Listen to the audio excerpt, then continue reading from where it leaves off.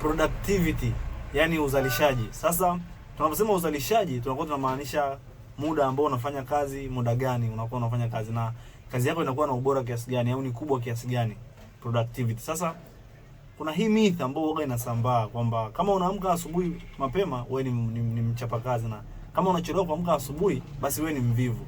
Tumezoea hivyo uswahilini mitaani kwetu. Sasa hii nadhani ni kwa sababu zamani watu walikuwa wanalazimika kuamka asubuhi kwa sababu shughuli kubwa ilikuwa ni kilimo, na ili ulime vizuri ama ulime eneo kubwa inabidi uwahi kuamka asubuhi, kwa sababu unapochelewa jua litatoka, alafu jua likitoka, jua lenyewe ni changamoto kwenye kazi yako ya kilimo. Lakini siku hizi ni tofauti. Watu wanafanya kazi mitandaoni, watu wanafanya kazi ndani kitandani, mtu amelala lakini still anafanya kazi. Kwa hiyo zama zimebadilika.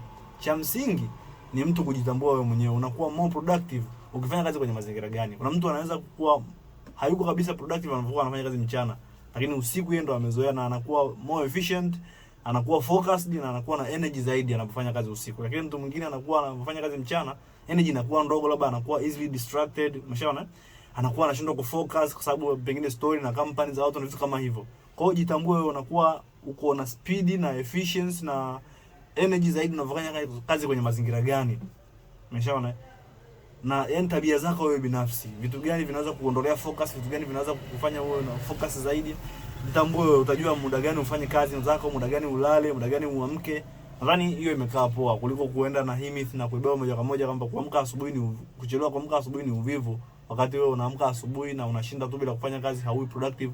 Unafanya kazi siku nzima, kazi ya mtu ambaye anafanya masaa mawili. That's it.